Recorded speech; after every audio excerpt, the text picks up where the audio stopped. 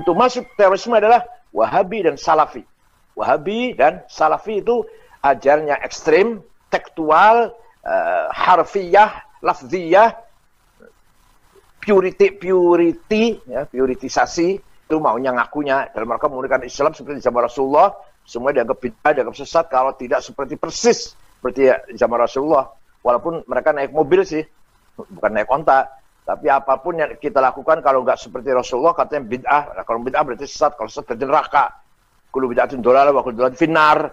Setiap barang yang baru yang tidak ada zaman Rasulullah bid'ah, wa kullu bid'atin dhalalah, setiap bid'ah sesat, wa kullu dhalalatin finnar, setiap neraka. Dan ini ajaran seperti ini pintu masuk untuk menjadi terorisme, menghalakkan darah orang sesama orang muslim.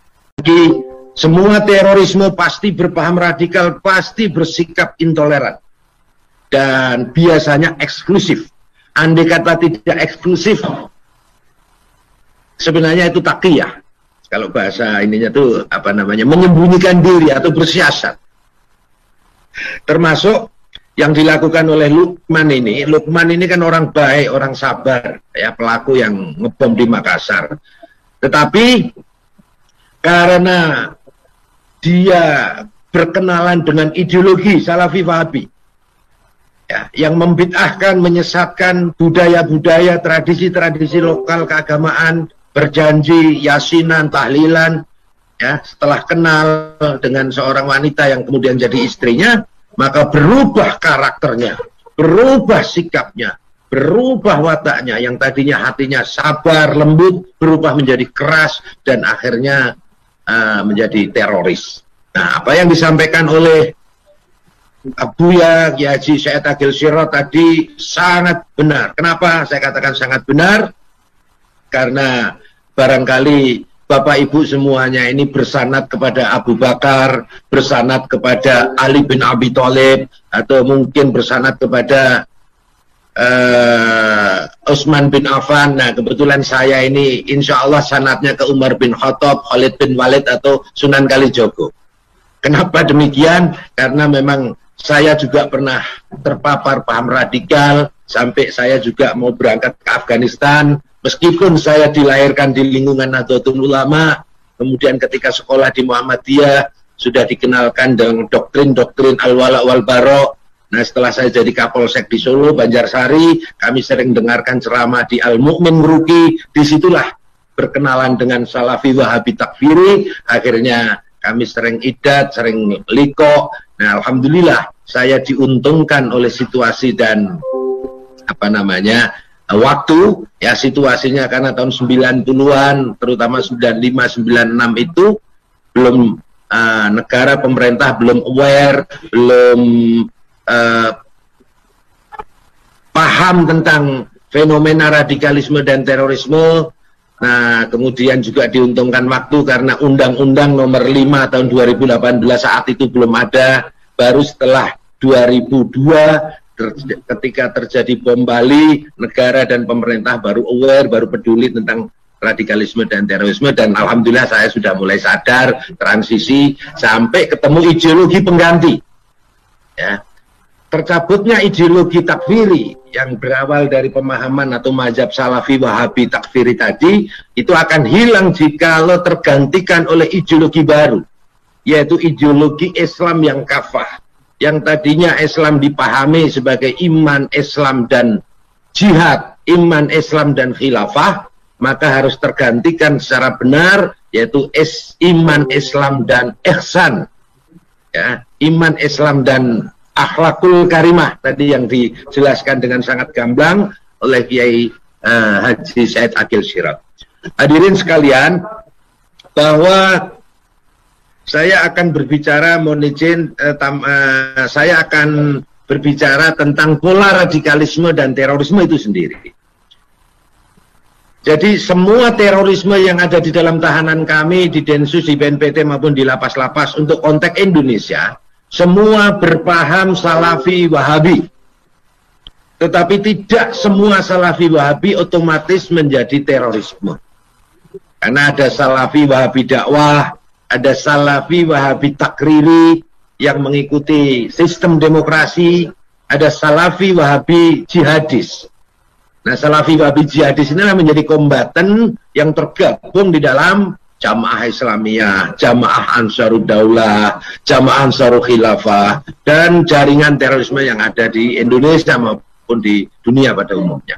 Nah, kalau kita berbicara pola radikalisme itu sendiri, maka dibagi menjadi 3, ya.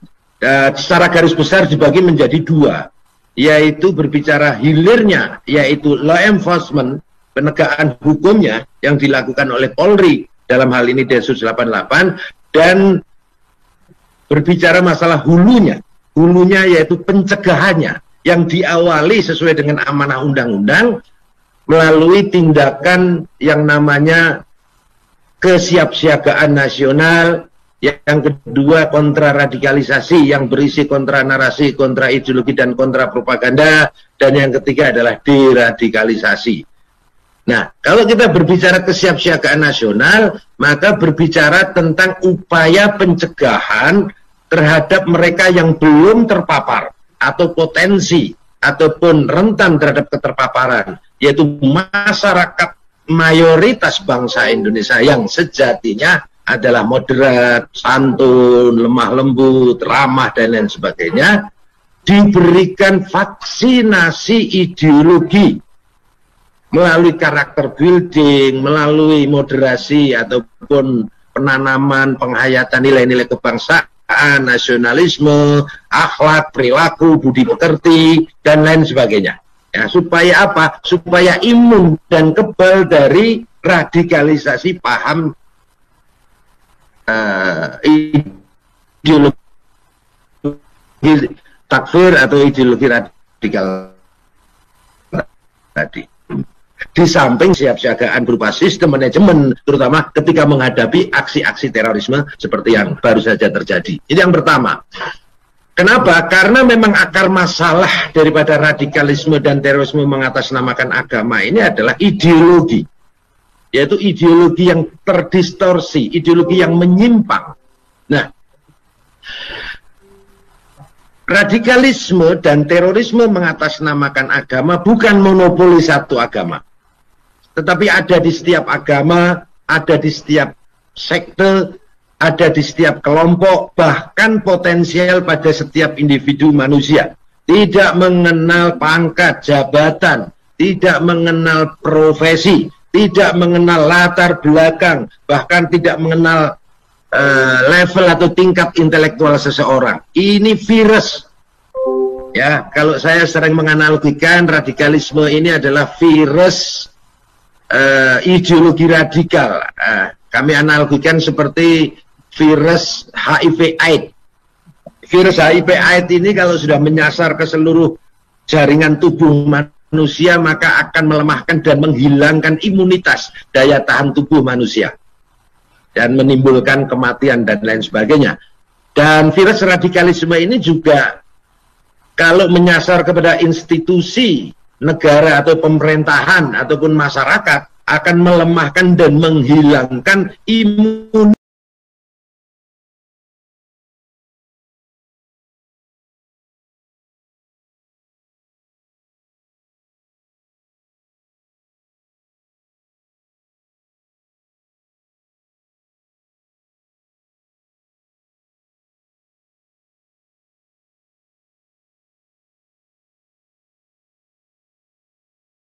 Nah, kita yang mencintai Ali, kita yang mencintai Rasulullah SAW, mari kita pertahankan ini, keyakinan yang benar ini.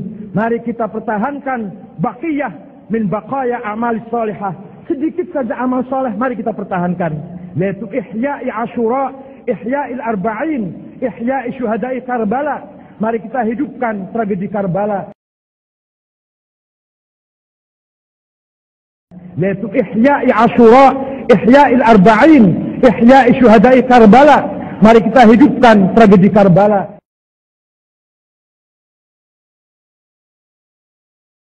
Yaitu ihya'i Ashura, ihya'il arba'in, ihya'i syuhada'i Karbala. Mari kita hidupkan tragedi Karbala.